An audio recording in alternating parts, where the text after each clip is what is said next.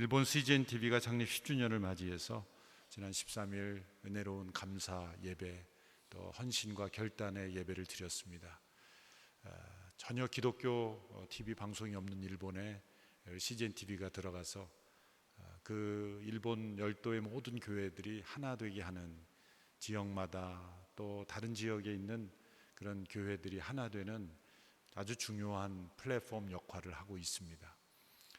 교회 연합뿐만이 아니라 어떤 교회는 그 교회 지나가는 길목에 CGN TV를 벽 밖으로 이렇게 TV를 설치를 해서 지나가는 사람들이 볼 수 있도록 해놨는데, 어느 노숙인이 와서 보고 있는, 그런데 술을 마시며 보고 있다는 거죠. 비록 그분이 술을 마시며 보고 있다 할지라도 CGN TV를 보고 있다는 것, 그것이 얼마나 큰 은혜인가, 일본 목사님의 간증을 들은 적이 있습니다. CGN TV를 위해서 기도해 주시고, 또 일본 CGN TV를 위해서도 계속해서 기도해 주시기를 바랍니다. 기도하겠습니다. 하나님 아버지, 오늘도 시간과 장소, 우리의 마음을 구별하여 하나님 앞에 예배 드립니다. 하나님을 찬양하고 기도하며 성도의 거룩한 교제를 나누며 하나님의 말씀 앞에 귀를 기울입니다. 주의 말씀이 우리의 생명의 양식이 되며 우리의 삶에 나아갈 길을 보여주는 우리의 길의 빛이 되며 등대가 될 줄로 믿습니다. 우리 모두에게, 우리 각자에게 말씀하시는 주의 음성을 듣게 하여 주시옵소서. 예수님의 이름으로 기도하옵나이다. 아멘.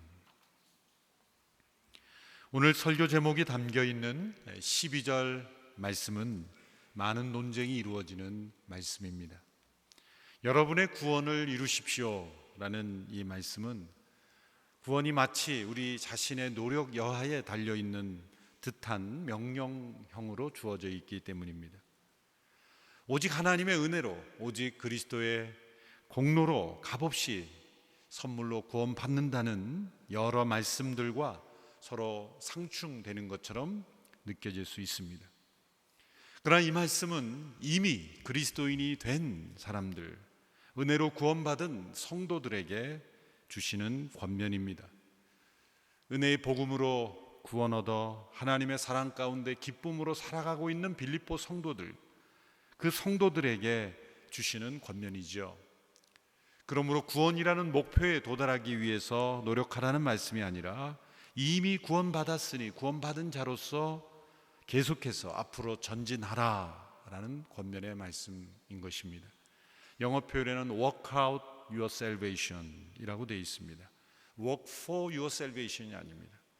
당신의 구원을 위해서 노력하라가 아니라 work out, 받은 구원을 계속해서 경험하고 누리고 실행하고 구원받은 자로서 살라라는 뜻입니다.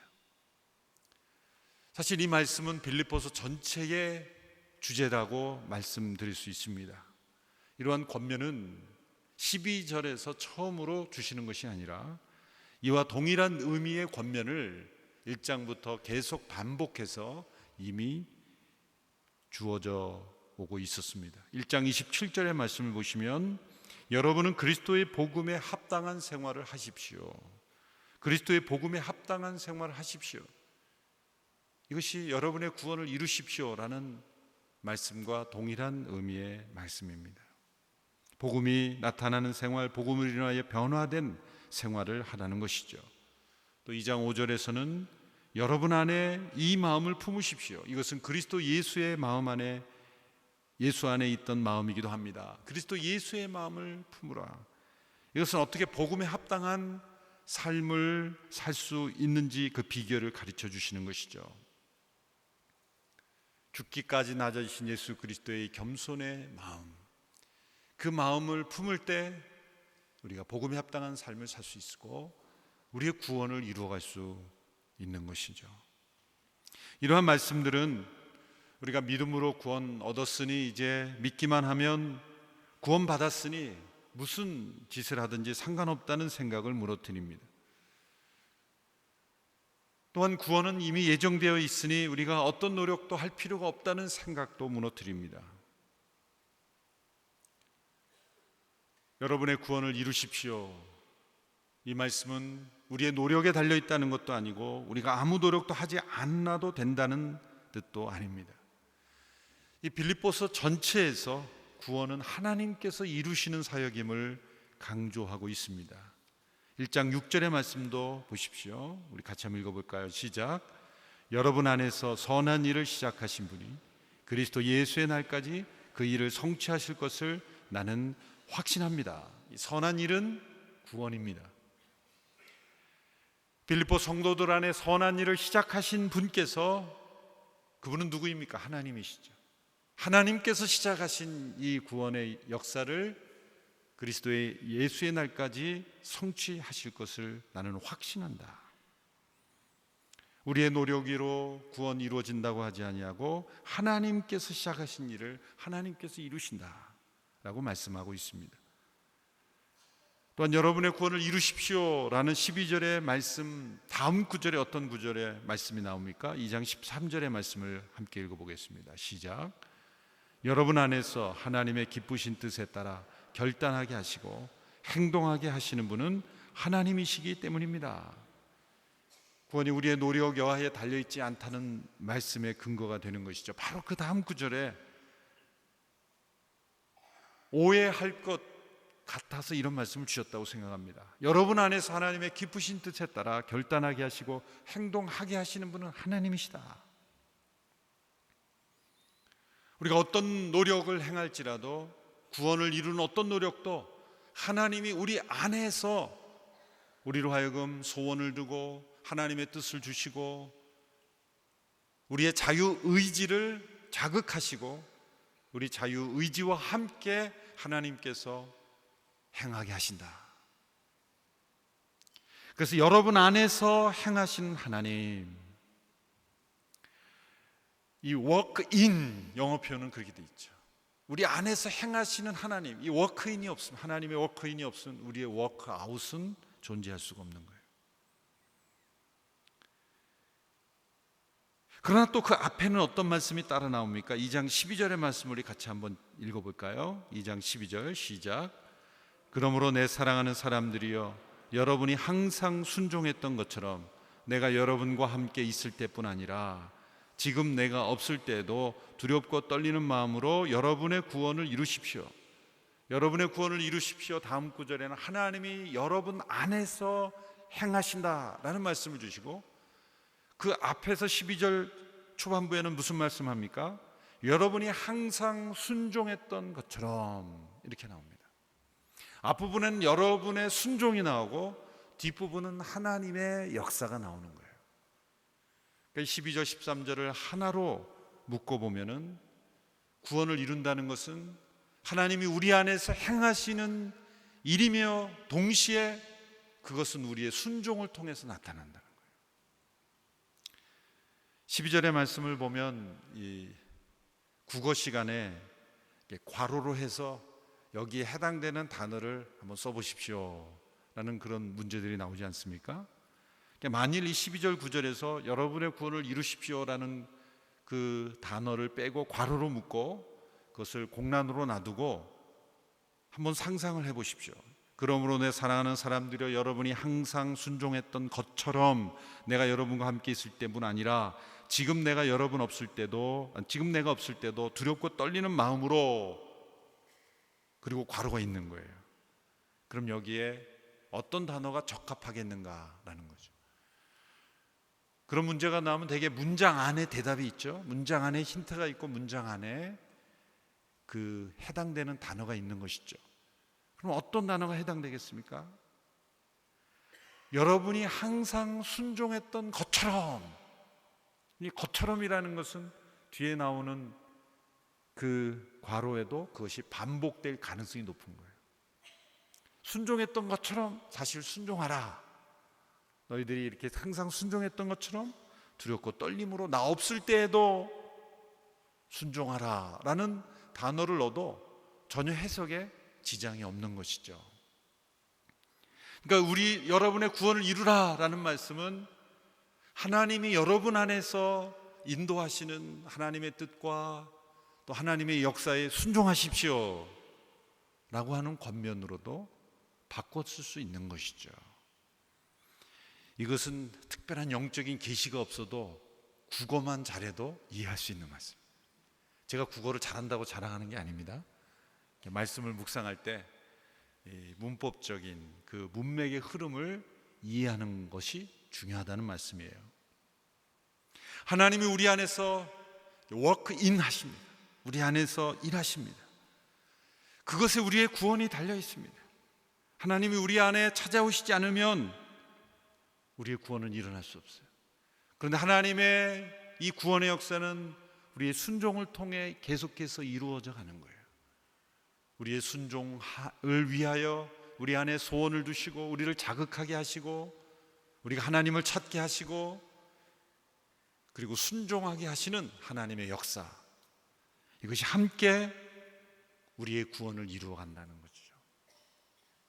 사람들은 하나님의 이 주권, 하나님의 역사와 인간의 책임, 인간의 의무를 자꾸 구분시켜 보려고 노력합니다.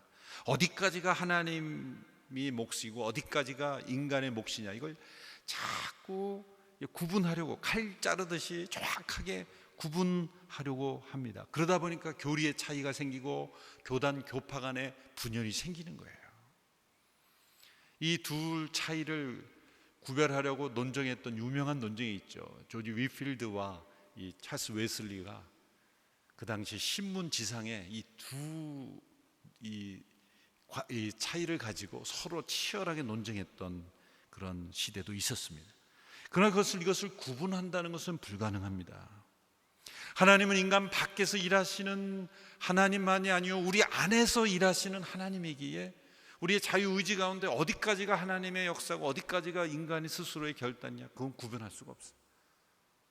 때로는 우리가 하나님의 역사에 완전히 사로잡혀 행동할 수도 있는 것이고, 하나님께서는 힌트만 주시고 우리 안에 있는 사고와 결단의 과정을 통해서 우리가 행동할 수도 있는 거예요.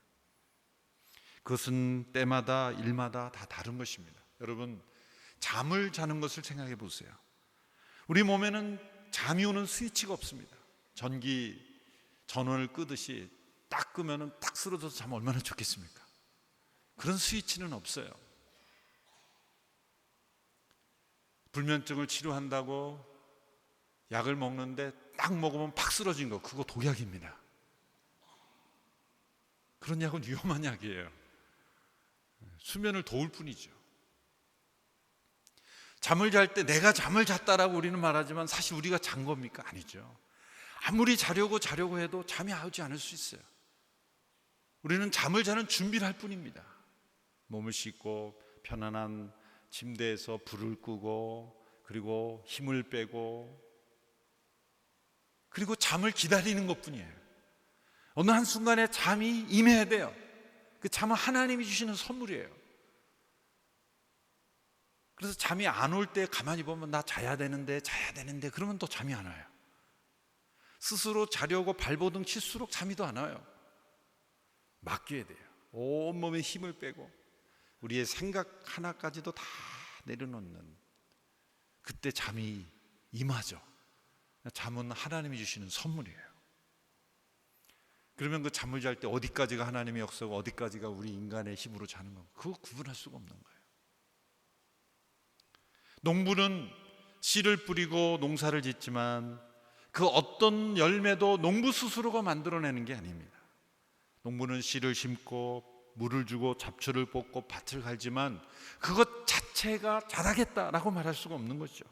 아무리 물을 주고 잡초를 뽑고 밭을 갈아도 씨앗은 자라지 않을 수 있습니다. 그 씨앗 안에 있는 생명이 역사돼서 자라는 것은 하나님께서 하시는 거예요. 그것은 선물입니다. 어디까지가 농부 때문에 자란 것이고 어디까지가 하나님께서 하신 것이라는 걸 구분하는 것은 불가능한 일이에요. 하나님께서 이 농부의 수고를 통해 자라게 하신 것이죠. 우리 구원도 마찬가지입니다. 하나님께서 우리 안에 역사하시는 그 모든 구원의 역사를 우리 안에서 우리를 통해 우리와 함께 일하시는, 왜 우리 안에서 우리를 통해 일하십니까? 진짜 우리 안에 있는 변화는 하나님께서 인간 안에 주신 자유의지를 사용하심으로써 변화되는 것이 진정한 변화이기 때문이죠. 하나님께서 인간 안에 자유의지를 만들어 놓으시고 그것과 상관없이 일하신다고 한다면 하나님 당신께서 하신 일을 부정하는 게 되는 거예요. 하나님께서 인간 안에 주신 소중한 자유의지를 통해서 하나님께서 일하시기를 기뻐하시기 때문에 우리를 통해서 우리 안에서 역사하시는 거예요. 그래서 시간이 더 걸리는 겁니다. 우리 자유의지를 배제하고 우리를 180도 확 바꾸시는 인생으로 변화하실 수도 있는 하나님이시지만 그렇게 하지 않으시고 기다리시는 거예요. 우리의 자유의지가 하나님을 배척하고 또 하나님을 밀어내면 하나님은 우리를 압도하실 수 있는 능력이 있으시지만 기다려주시는 거예요. 우리 안에서 구원을 이루어 가시는 역사 가운데서도 하나님은 우리를 기다리시고 우리와 함께, 때로는 우리 때문에, 우리 자신 때문에 우리 자신이 변화되지 않는 겁니다. 하나님 왜 나를 변화시키지 않습니까? 라고 말하면서 자기 스스로가 하나님의 역사를 거부하고 있을 때가 얼마나 많습니까? 우리가 얼마나 하나님의 역사를 환영하고 순종하는가에 따라서 우리 안에 구원의 역사는 더 분명하게 나타나게 된다는 것이죠. 사도 바울은 여러분의 구원을 이루십시오라는 말씀을 또 다른 표현으로서 흠없고 순전한 사람들이 되라 라는 말씀으로 권고합니다. 14절 15절의 말씀을 함께 읽습니다. 시작. 무슨 일을 하든지 여러분은 불평이나 분쟁 없이 하십시오. 이는 여러분이 흠없고 순전한 사람들이 돼 뒤틀리고 타락한 세대 가운데서 책망받을 것이 없는 하나님의 자녀들로서 세상에서 하늘의 별들처럼 빛나게 하려는 것입니다. 흠없고 순전한 사람들이 되라, 이 말씀을 율법적으로 이해하려고 하면 마음이 답답해질 것입니다. 우리 스스로의 노력으로 우리가 흠없고 순전한 사람이 될 수 없다는 것을 잘 알고 있기 때문이에요. 왜 하나님께서는 우리가 이룰 수 없는 것을 자꾸 요구하시는가? 예수님께서도 너희 아버지의 온전하심과 같이 너희도 온전하라, 이 말씀만 받아들이면 우리의 마음이 답답해져요. 온전하지 못한데, 날마다 예배 자리로 나올 때마다 온전하지 못했습니다, 순전하지 못했습니다, 오늘도 이번 주도 어김없이 흠이 많습니다 라는 고백밖에 할 수 없는 저희들 아니겠습니까? 이 말씀은 만일 너희가 흠없고 순전하지 않으면 나는 너희를 받아들이지 않고 도와주지 않겠다는 말씀이 아닙니다. 그렇게 해석하면 우리에겐 희망이 없어요. 이 말씀은 율법이 아닙니다. 이 말씀은 은혜의 복음입니다. 어떻게 은혜의 복음입니까? 이렇게 해석해 보십시오. 나는 너희들을 흠없고 순전한 사람들로 변화시키는 것이 나의 목표다, 나의 비전이다. 너희들은 그 이하를 바랄 수도 있다. 그러나 나는 그 이하는 절대 만족할 수 없다. 너희들의 영혼이 흠없고 순전한 목표에 이를 때까지 나는 결코 쉬지 않을 것이다. 너희는 흠 많고 순전하지 못한 상태도 스스로 만족할지 모르지만 나는 절대로 만족할 수 없다. 너희가 나에게 너희 인생을 맡기는 순간 나는 너희를 흠없고 순전한 영혼으로 만들기 위해서 계속해서 쉬지 않고 노력할 것이다. 너희들은 포기할지 모르지만 나는 포기하지 않을 것이다. 너희들이 어떠한 때로 어떤 대가를 고통으로 치르더라도 나의 목표는 너희의 삶이 편안하게 되는 것이 아니라 흠없고 순전한 게 되는 것이다. 내 아버지께서 나를 기뻐하신다고 말씀하심과 같이 내가 너희들을 아무런 거리낌 없이 내가 너희를 기뻐한다고 말할 수 있을 때까지 나는 결코 만족하지 않을 것이다. 너희들은 자유의지가 있어서 나를 때로 밀어내고 너희들의 삶 밖으로 나를 받아들이지 않을 수 있겠지만 그러나 나는 절대로 포기하지 않을 것이다. 나는 너희를 버리지 않는다. 너희들의 영혼이 흠없고 순전해질 때까지 나는 끊임없이 일할 것이다. 이런 하나님의 비전, 하나님의 목표, 하나님의 마음으로 우리는 이 일을 해야 되는 거예요. 너희들이 흠없고 순전한 사람이 되지 않으면 너희들은 받아들이지 않을 것이다, 그런 뜻이 아니죠. 병원에 가보면 어디가 아파서 병원에 가보면 생각지도 못한 문제들이 나오죠. 나는 A라는 부분이 아파서 갔는데 의사 선생님들이 진찰하고 검사를 해보면 뭐 B, C, D 여러 군데가 나와요. 그럼 환자는 나는 요것만 치료하면 됩니다 라고 아무리 주장해봐야 의사 선생님들은 놔주지를 않습니다. 당신의 몸이 온전해지지 않는 한 건 내 책임이고 병원 책임이기 때문에 당신은 나갈 수 없습니다. 점점 이 치료의 범위가 넓어지는 그런 경험을 해보셨죠? 우리가 하나님 앞에 나갈 때 하나님 저는 요것만 해결하면 되겠습니다 라고 말하지만 아니다. 네가 흠없고 온전해지기 위해서, 순전해지기 위해서는 너가 치료할 때가 많아. 치료할 때가 많아. 고쳐야 될 때가 너무 많아.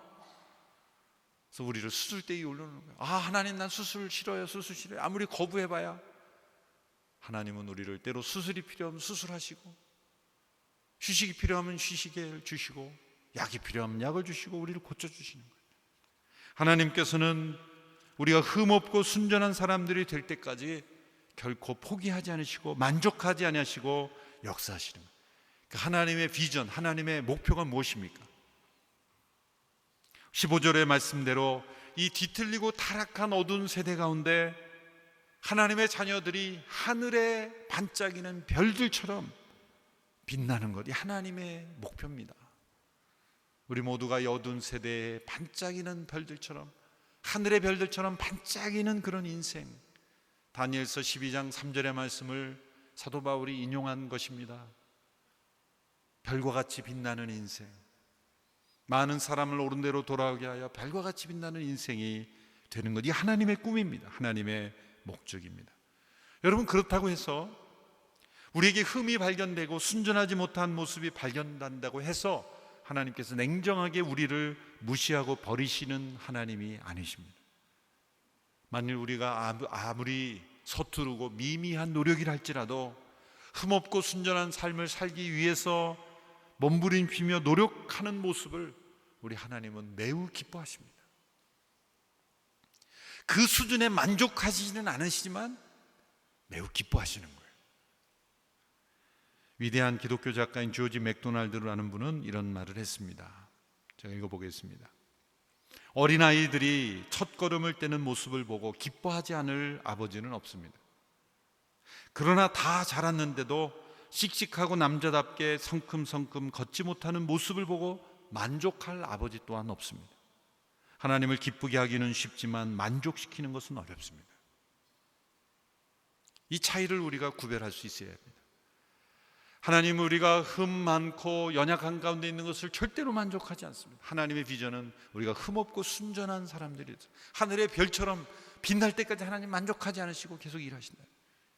그러나 우리가 한 걸음 한 걸음 내딛는 우리의 노력, 우리의 구원을 이루기 위해서 워크아웃하는 것, 그것은 때로 쓰러지고 넘어지도 하나님은 그래 잘한다, 기쁘다, 잘하고 있다, 열심히 노력해라, 그렇게 우리를 격려해 주시고 우리의 손을 잡아주시는 하나님이시라는 것입니다.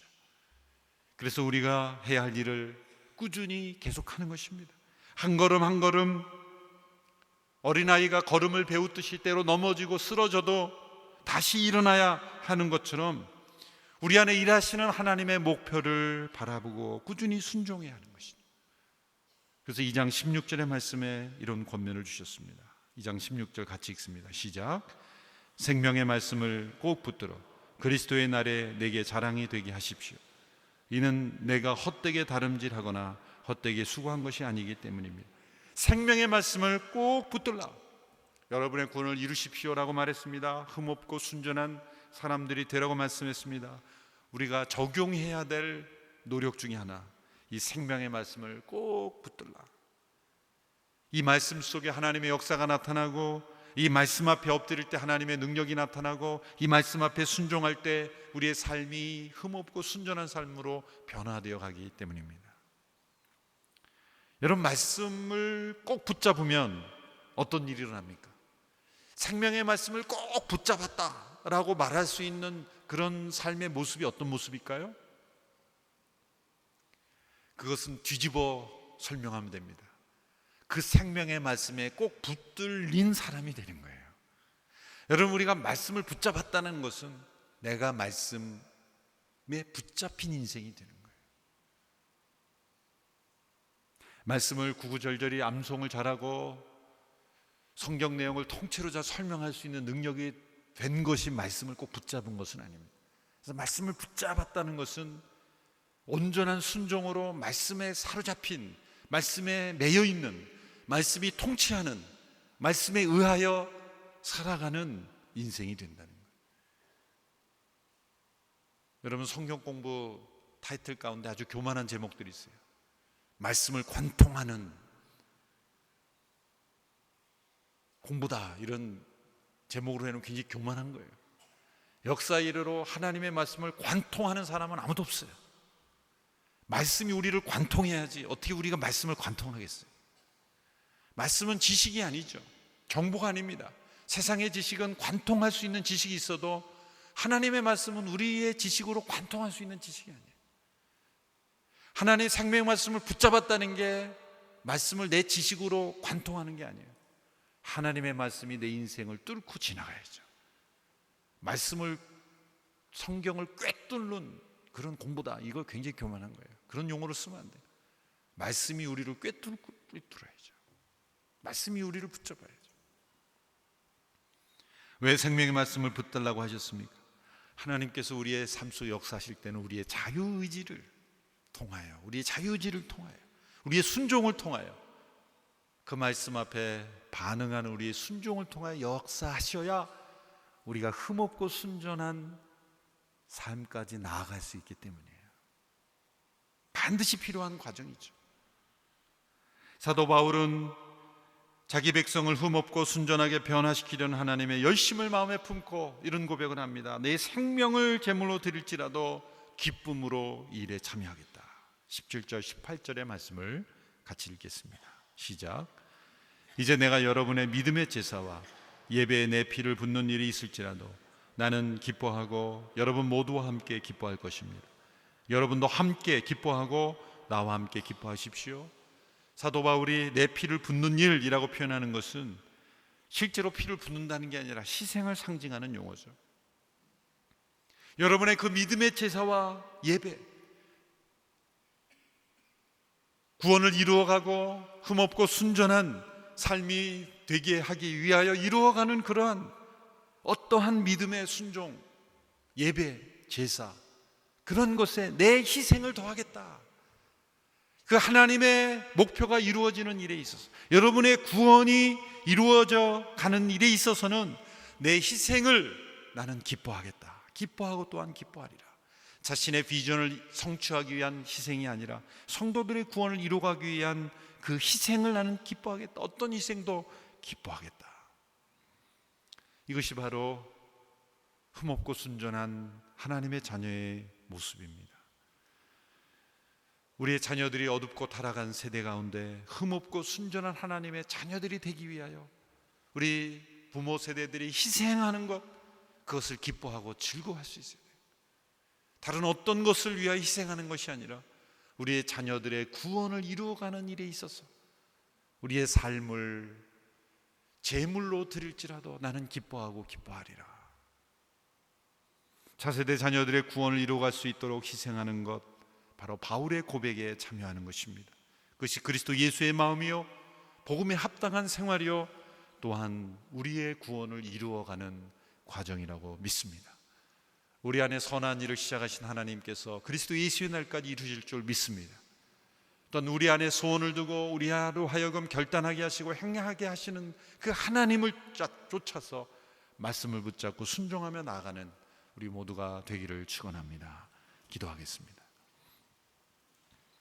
우리를 흠없고 순전한 하나님의 백성이 되게 하셔서 하늘에 빛나는 별들처럼 세상을 밝히는 빛된 인생이 되게 하시려는 하나님 아버지, 우리 안에 역사하시는 하나님의 역사를 따라 날마다 그 말씀을 붙잡고 순종함으로 우리의 구원을 이루어가는 우리 모두가 되게 하여 주시옵소서. 은혜의 복음으로 구원을 받았으니 그 복음에 합당한 삶으로 나아감으로 주님께서 우리를 통하여 이루시는 놀라운 변화와 영향을 체험하게 하여 주시옵소서. 예수님의 이름으로 기도하옵나이다. 아멘.